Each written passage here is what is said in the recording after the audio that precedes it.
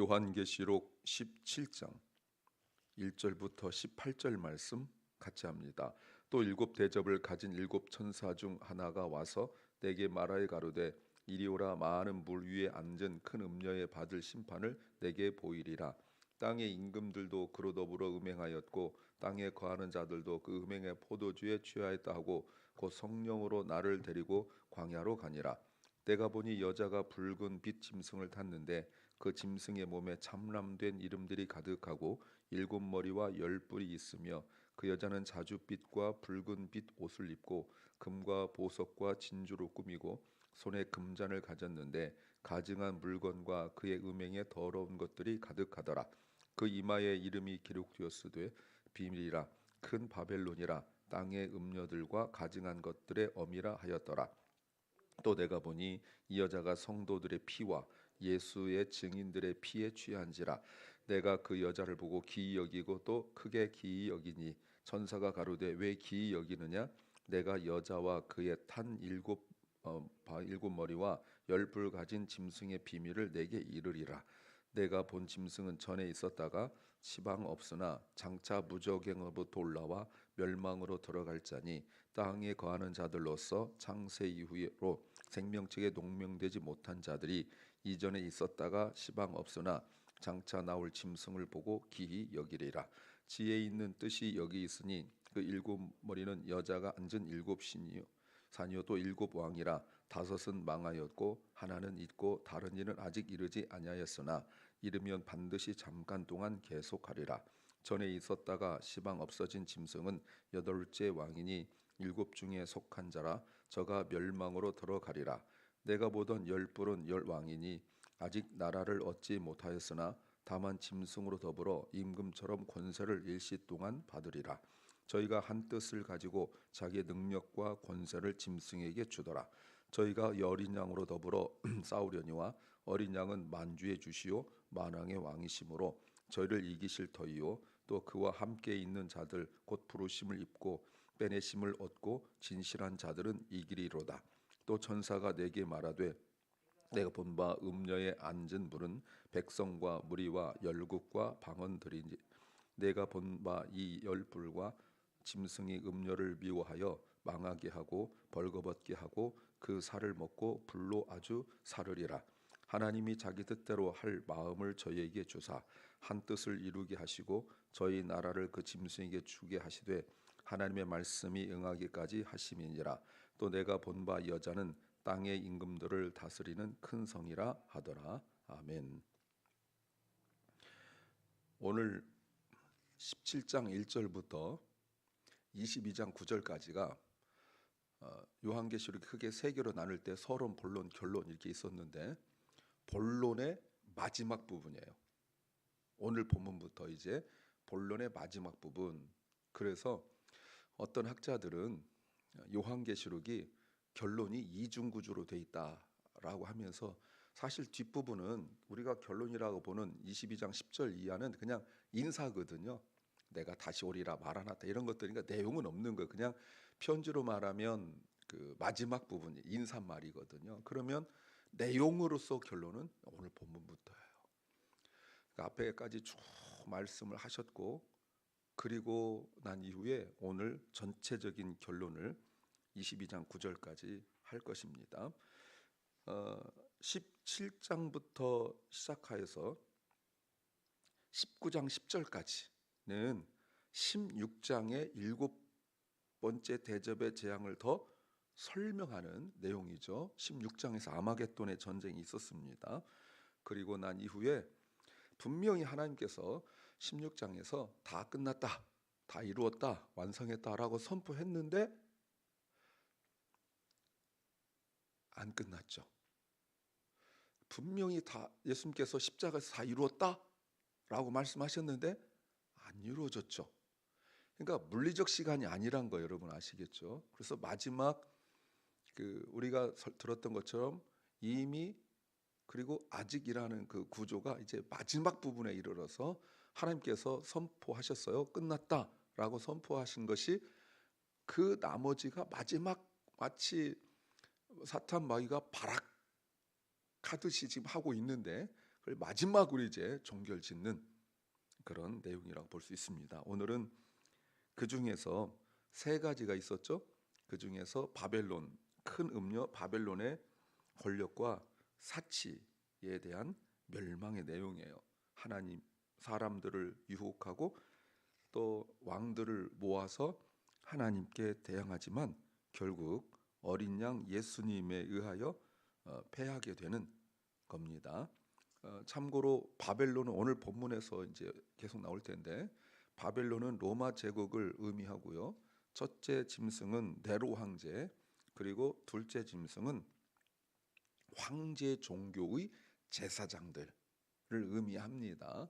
미리 말씀을 드립니다. 설교 제목은 내가 가진 것이 무기가 된다. 내가 가진 것이 무기가 된다는 제목입니다. What I have becomes my weapon. 예전에도 같은 제목을 제가 한 적이 있습니다. 결국 우리 사람들은요, 내가 무엇을 가졌는가가 나의 무기가 된다, 그렇게 말할 수 있습니다. 어떤 사람들은 그 권력을 가졌기 때문에 그 권력이 무기가 되죠. 소위 그 백이라는 거, 그런 거죠. 내가 누군지 알아? 뭐 우리 삼촌이 누구야? 내가 가진 거죠. 그걸 활용하는 거란 말이에요. 어떤 사람들은 칼을 가졌기 때문에 그 칼이 무기가 돼요. 어떤 사람들은 돈이 있기 때문에, 또 어떤 사람들은 뭐 신체가, 또 어떤 사람들은 다양한 것들을, 사람은 아이가 됐든 어른이 됐든 간에 결국 내가 가진 것이 무기가 돼요. 예수님 잡히시던 그 밤에도 베드로가 칼을 뽑아서 내가 가진 거니까, what I have, 내가 가진 거니까 그걸 휘둘렀단 말이에요.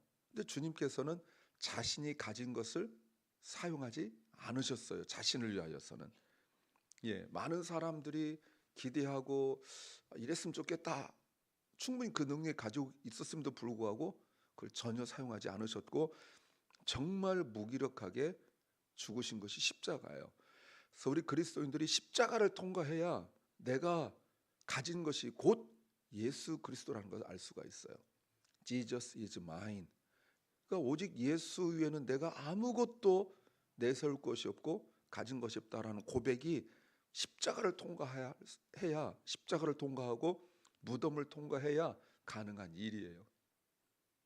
근데 우리가 그거를 모르면, 믿음이 약하니까 자꾸 내가 가진 것들을 무기 삼으려 하니까 없으면 불안하고 힘들어하고 두렵고 막 이래서 광야에 있던 이스라엘 백성들이 출애굽할 때 자꾸 그 하나님만 의지하는 광야 생활을 적응하지 못하고 옛날에 먹었던 것, 옛날에 누렸던 것, 이런 것만 계속 거기에 붙들려 있는 거죠.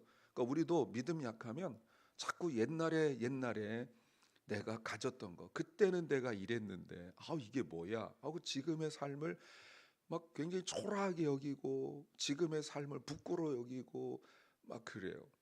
이거는 우리 십자가를 통과하면 내가 정말 오직 은혜로 살아가는 고백이 나와야 되는데 말이죠. 무엇을 알아야 될까요? 첫 번째는 볼 수 있는 것을 볼 수 없으면 무너진다 는 겁니다. If we cannot see what is visible, we will fall. 1절 말씀에 일곱 대접을 가진 천사 중 하나가 요한에게 뭐라고 말하냐면 이리 오라, 보이리라, 와라, 이리 와라, 보여주겠다라고 말씀하시죠. 뭘 보여주시냐면 많은 물 위에 앉은 큰 음녀에 받을 심판을 보여주겠다. 여러분, 그 음녀라는 건 창녀죠. 구체적인 것이 2절부터입니다. 땅의 임금들도 그로 더불어 음행하였고 땅에 거하는 자들도 그 음행의 포도주에 취하였다 라고 말씀하십니다. 물 위에 있다는 건 영향력을 의미해요. 16장 17절부터 21절에 나왔던 내용이죠. 그러면 땅 위에 있는 자들이 다 음행의 포도주에 취했다 할 때 포도주가 뭡니까? 성도들의 피죠. 그러니까 많은 성도들을 순교시키고 핍박하고 이렇게 만들었을 때 여러분 그 생각만 해보세요. 우리가 영화 같은 거 뭐 이렇게 보면 우리가 잔인해서 보지 못하는 영화들 보면 막 하고 난 뒤에 피에 그냥 흠뻑 뒤집어 쓴 모습 있잖아요. 그런 모습이에요. 이걸 포도주잔으로 말하고 있습니다. 거기에 대한 죄책감도 없고 그런 거예요. 성도 6절에 보면 성도도 핍박하는 거죠. 6절 내가 보면 이 여자가 성도들의 피와 예수 증인들의 피에 취했다. 술 취했다라는 말을 도대체 얼마를 마셔야 취하는 거예요. 근데 그 피에 취했다는 거예요. 큰 음녀가 어떤 모습입니까? 3절에 성령으로란 말은 성령 안에서라는 말이고요. 요한계시록에서 4번 나옵니다. 성령 안에서 요한을 데리고 어디로 가시냐면 광야로 가세요. 보여주시죠. 그랬더니 여자가 붉은 짐승을 타고 있어요. 그 짐승의 몸에는 하나님을 모독하는 이름들이 가득하고 7머리와 10뿔이 있다라고 말하고 있습니다. 이 짐승이 첫째 짐승입니다. 13장 1절에 첫째 짐승 누구였죠? 조금 전에 제가 네로라고 말씀을 드렸어요. 그리고 4절에 보면 음녀의 모습을 보십시오. 음녀가 자줏빛과 붉은빛 옷을 입고 금과 보석과 진주로 꾸미고 손에 금잔을 가졌는데 가증한 물건과 그의 음행에 더러운 것들로 가득돼 있다라고 말하고 있습니다. 여러분 짐승의 모습은 뭐였죠? 짐승도 붉은색이었죠. 그러니까 사치스러운 거예요. 사람들에게 눈에 띄는 그런 색이죠. 우리가 앞에서 어린 양은 어떤 옷을 입고 있었습니까? 흰 옷을 입고 있었죠. 그러니까 일부러 대비시키는 거예요. 이름이 무엇이냐면 그 이마에 이름이 있는데 그 이마에 비밀이라 그리고 큰 바벨론이라 땅의 음녀들과 가증한 것들의 어미라 라고 말하고 있습니다. 5절에서도 18절 말씀에서도 내가 본 바 여자는 땅의 임금들을 다스리는 큰 성이라 바벨론이죠. 이제 로마 제국을 의미합니다. 하나님을 거역하는 적그리스도를 말할 수 있습니다. 그래서 완전히 지배하고 또 짓밟고 교회를요. 그리고 성도들 힘들게 하는데 이름이 비밀이래요. 미스테리죠. 이 말의 의미가 뭘까요? 사람들은 분별할 수 없다는 거예요. 사람들은 그 음녀의 모습을 보고 분별할 수가 없어요. 미스테리예요. 미스테리란 말이 그런 말이잖아요. 설명할 수 없다. 근데 자기 이름을 그렇게 붙이고 다니는데 성경은 주님은 바로 알려줘요. 이건 음녀다. 이거는 바벨론이다. 바로 알려줘요. 그러니까 일반 사람들은 거기에 넘어가서 잘 몰라요. 이들이 끊임없이 하는 것 보십시오. 끊임없이 하는 것이 6절에 이 여자가 성도들의 피, 예수 증인의 피에 취했다라고 말하고 있습니다. 내가 그 여자를 보고 기여기고 또 기여겼더라. 보세요. 기여긴다고 말하고 있잖아요. 미스테리라고. 이게 뭐지? 뭐 이런다는 거예요. 끊임없이 이렇게 정확하게 볼 수 있는 걸 보지 못하면 결국은 따르게 되고 신앙 인생이 다 무너지게 되는 거예요. 두 번째는 마음을 지키지 않으면 무너진다는 겁니다. If we don't guard our hearts, we collapse.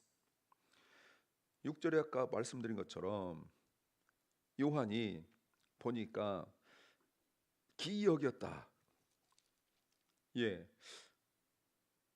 이거 놀랐다 이 말입니다. 그랬더니 천사가 묻습니다. 왜 기이역이느냐? 왜 놀라느냐? 자, 왜 요한이 놀랐을까요? 분명히 앞에서 아까 제가 설교 처음에 말씀드렸지만 하나님이 다 이루었다라고 말씀하셨는데 음료를 보니까 전혀 그 해를 데미지 입지 않은 것 같이 보이는 거예요. 오히려 더 막 어마어마한 모습에, 사람들을 압도하는 모습에, 그 찬란한 모습에 저게 무슨 데미지 입은 거예요. 성도들의 피에 흠뻑 취해가지고 만족하고 있는 그 모습을 볼 때 하나님 말씀하셨는데 왜 안 이루어지지? 라는 그 생각이 들죠. 근데 천사가 묻는 거예요. 너 왜 놀래? 이 말의 의미가 뭐죠? 너 말씀 못 믿어? 이런 거예요. 풍랑이는 바다에서 제자들이 막 두렵고 할 때 예수님께서 왜 이리 놀래느냐? 너의 믿음이 어디 있느냐?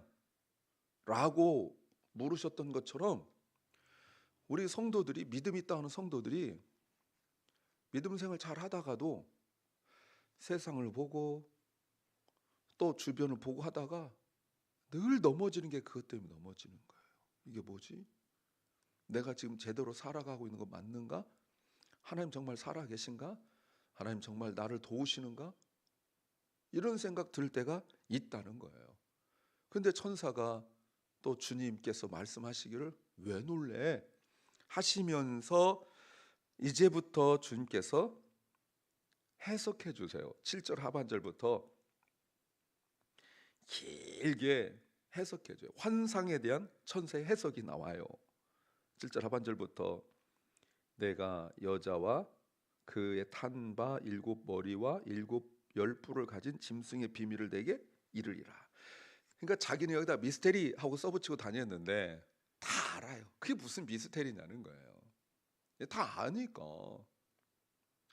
여러분 마치 어른들이 아이들 서너 살짜리 놀 때 자기들 딴에는 굉장히 머리 쓰고 둘이 막 놀 때 이게 뭐야 하고 감추고 있는데 막 앞에 있는 애는 어리니까 잘 모르고 있는데 우리는 이렇게 보면 손에 쥔 거 다 보이잖아요. 여기 막 삐쭉삐쭉 나오고 그랬는데 자기들 딴에는 이게 뭐야? 그럼 모르지 그러면 앞에 있는 이게 뭐야? 알려줘. 그럼 싫어. 요 모습인 거예요. 주님은 딱 보시잖아요. 이미 딱 미스테리라고 써붙였어도 딱 너는 미스테리가 아니라 너는 평범한 것도 아니야. 너는 아무것도 아니야. 너는 음녀야. 너는 큰 바벨론이야. 라고 딱 알려주셨는데 요한조차 모르니까 뭐지? 하고 이렇게 있을 때 해석해 주시는 거예요. 우리가 믿음 안에서 말씀으로 담대하다는 것이 뭔가 막 어마어마한 지적 능력을 가지고 큰 문제 해결할 수 있는 능력을 가져서가 아니라 말씀을 알고 있기 때문에 그는 담대한 거예요. 이번에 여러분 한국의 뉴스 혹시 보셨나 모르겠는데 어떤 아이가 늘 1등을 갔어요. 고등학교인가 중학교에서 계속 1등을 갔어요. 계속 1등 갔는데 들통났죠. 엄마가 학교 그 임시 선생님하고 또 뭐 학교 일하는 사람하고 이렇게 해가지고 돈 주고 시험지를 빼가지고 시험 보게 했더니 계속 전교 1등 했잖아요. 예. 근데 그 애를 그냥 시험 보게 하니까 40점도 안 나오는 그 실력인데 답을 알고 있으니까 우리가 그렇단 말이에요. 우리는 성경으로 이미 답을 알고 있는 사람들이에요. 계시니까 답을 알고 있는데 자꾸 우리가 어떤 문제를 만나면 답을 가지고 가야 되는데 성경 말씀을 가져가야 되는데 내가 풀어보려고 하니까 40점밖에 안 나와요. 나는 40점 가락이에요. 그 점수가 아니에요, 그거는. 그래서 풀어주는 거예요. 자, 어떻게 보는지 보십시오. 7머리는 9절부터 11절에서 10뿔은 12절부터 14절에서 설명하고 있어요. 핍박하고 있는 모습이죠. 8절에 내가 본 바 짐승은 전에 있다가 지금은 없다라고 말합니다. 그런데 장차 무저갱부터 올라와 멸망으로 들어갈 자다라고 말씀하십니다. 지금은 없어요. 11절에서도 나오죠. 전에 있다가 지금은 없는 짐승이라고 말합니다. 13장 3절에서 12, 14절에서 나왔어요. 이게 뭐죠? 자기가 뭔가 대단한 권력을 가지고 있는 것처럼 하다가 예수 그리스도의 성육신과 십자가와 부활 이전에는 막강한 영향력을 행하다가 예수님의 십자가 사건으로 말미암아 부활로 말미암아 허리가 끊겼어요. 근데 마지막 그 발악을 하듯이 어느 학자의 말씀처럼 감기를 걸렸다가 딱 나았는데 감기는 나았어요. 그러나 그 감기 기운이 있는 것처럼 사탄이 마지막 지금 발악을 하고 있는 그 모습이라고 말할 수 있어요. 결정적으로 패배했죠. 근데 보세요. 놀라는 사람들이 누구냐면 8절에 창세 이후에 생명책에 기록되지 못한 자들이 놀래요. 이전에 있다가 지붕은 없는 장차 나올 짐승 보고 기여겼다라고 말하고 있어요. 그러니까 이 사람들이 세상 사람들, 이미 자꾸 얘기하지만 세상 사람들은 아니에요. 이미 뭐 거기는 손도 안 대요. 근데 내가 그리스도인이라고 착각하고 있는 사람들이 세상 음녀의 모습, 로마 정부 권력 핍박 뭐 이런 것들이죠. 여기에 넘어가고 내가 그냥 여기서 타협하면, 어제 우리 말씀처럼 타협하면 편하니까, 내가 신앙 포기하면 편하니까, 어정쩡하게 다리 걸치고 있으면 편하니까, 지금 그런 자들은 생명책에 기록되지 못한 자들이 그걸 보고 와 이러는 거예요. 짐승은 무저갱 곧 악에 있는 곳 나와서 사람들을 유혹합니다. 그래서 사람들을 유혹하여서 우상숭배해서 하나님을 떠나도록 해요. 그런데 그의 종말은 19장 20절에 20장 10절에 보면 영원한 멸망, 불못에 던져지게 되죠. 사탄은 자기에게 호감을 보이고 놀라는 사람들을 이용합니다. 그래서 사탄에게 한 번 마음을 빼앗기면 돌이킬 수 없어요. 사탄은 마음을 잡아요. 하와가 뱀의 말을 듣고 선악과를 딱 보는데 뉘우치지 않잖아요. 계속 선악과만 보고 저거 먹으면 내가 좀 더 지혜로워질 텐데, 내가 저거 먹으면 하면서 계속 그 생각하게 만들어요. 마음을 빼앗겨 버린 거예요. 사탄은 항상 마음을 빼앗아요. 그래서 예배가 좀 뭐 심드렁하고 큰 의미가 나에게 없고, 우리 은혜 받았을 때 생각해 보세요. 은혜 받았을 때 정말 예배를 위하여 막 목숨 걸고 나오는 것처럼 하고 그렇게 기다려지고 이랬는데 어느 순간 그냥 무덤덤해지게 된 거죠. 왜 그래요? 그게 마음을 빼앗겨서 그래요. 다른 것에 사탄이, 제가 어제도 말씀드렸지만 마귀가 예배 드리는 도중에도, 설교를 듣는 도중에도 와서 말씀을 빼앗아 가거든요. 그러니까 사탄이 그냥 우리가 무방비 상태로 있으면 마음을 들랑달랑 하면서 다른 건 걱정 근심 가져가면 딱 좋겠는데 그건 건들지도 않고 말씀만 가져가요. 너무너무 중요한 말씀이라고요. 그러니까 결국 그렇게 돼요. 9절 보세요. 9절에서 그 일곱 머리는 여자의 안적 일곱 산이요 신이요 또 일곱 왕이라, 다섯은 망하고 하나는 있고 다른 이는 아직 이르지 않았고 이르면 반드시 잠깐 동안 있을 거라. 여러분, 일곱 머리 7이라는 것을 말하고 있습니다. 지금 모습은 7의 모습, 완전한 모습이에요. 그러나 10절 보면 금방 결과가 나와요.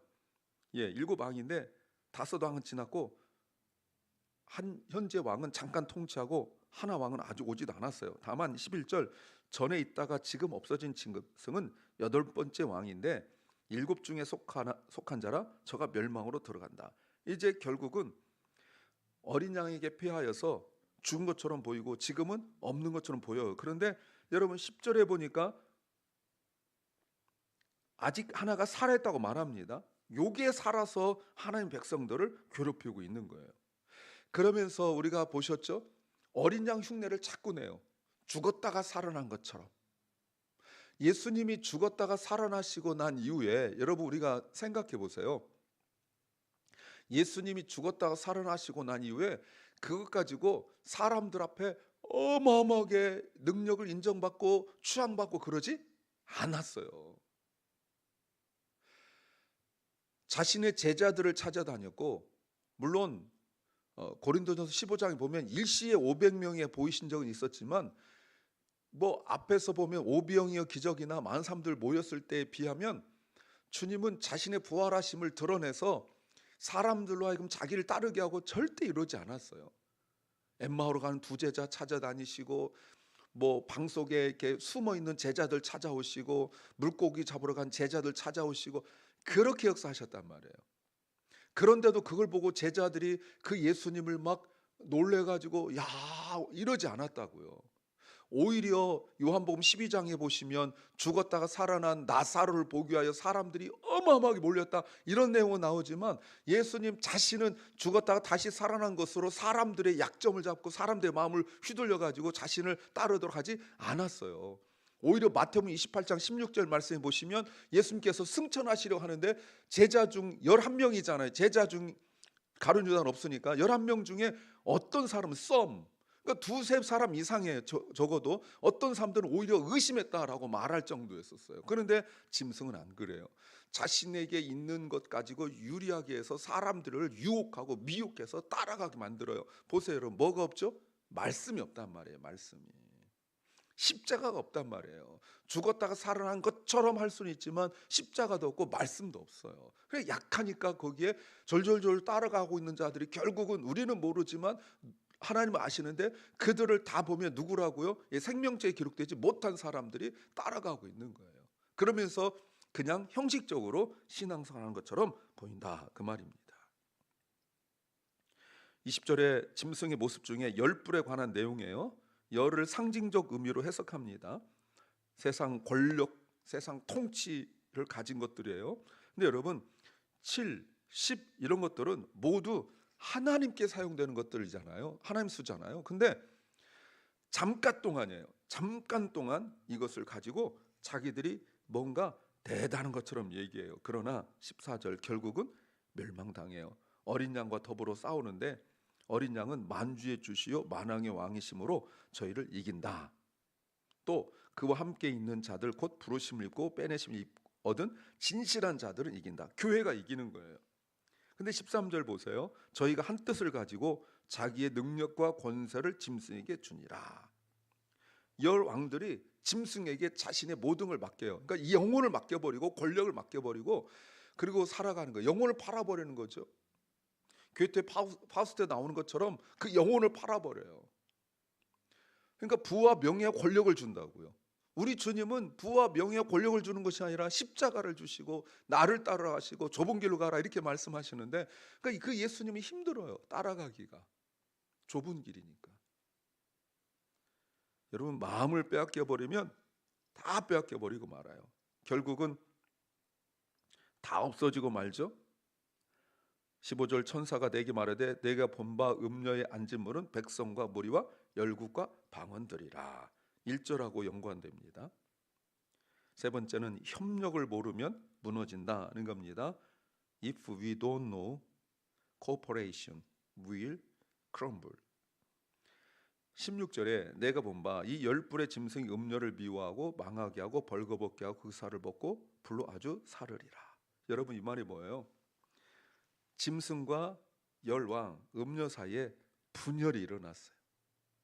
불사른다고 말하고 있습니다. 레위기 21장 9절을 참고해야 되죠. 왜 그럴까요, 여러분? 이게 그들의 특징이에요. 그들은 어떤 악한 일, 하나님을 대적한 일에 함께 하다가 결국은 이들의 본질적 특징이 뭐냐면 협력이 아니거든요. 분열이에요. 분열. 예. 하나님을 대적하는 건 함께 하다가 꼭 분열을 해요. 우리 성경에 보세요. 빌라도와 헤롯이 당일에 서로 친구가 되잖아요. 누구 뭐 하는 일에? 주님을 죽이는 일에. 그 사탄은 그러다가 이게 오래 못 가요. 반드시 분열해요. 그 본질적 속성이 협력이 아니에요. 뒤에서 험담하고 이렇게 앞에서 헤이드거리고 돌아서면 바로 욕하고 험담하는 게 이 사탄의 특징 아니겠어요? 그러니까 금방 무너지게 되는 거예요.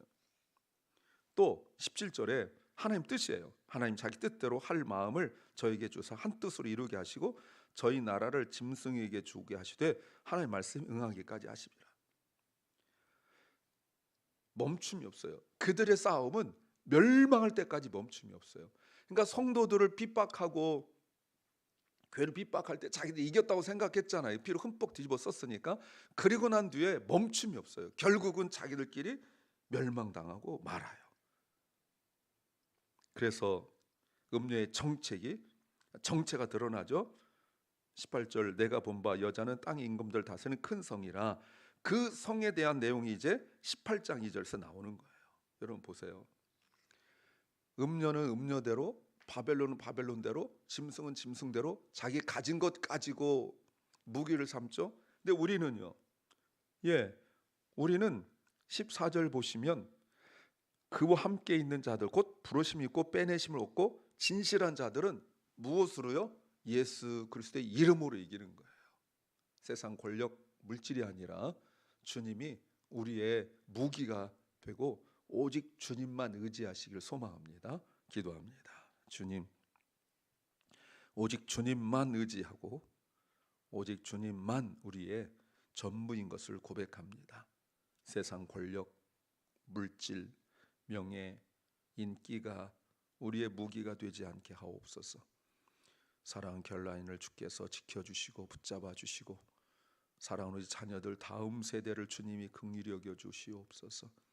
사랑하는 박원식 집사 주님, 깨끗하게 치유될 수 있도록 주님 은혜 베풀어 주시옵소서. 아버지 하나님, 또 병중에 있는 연약한 성도들을 기억합니다. 불쌍히 여겨 주시옵소서.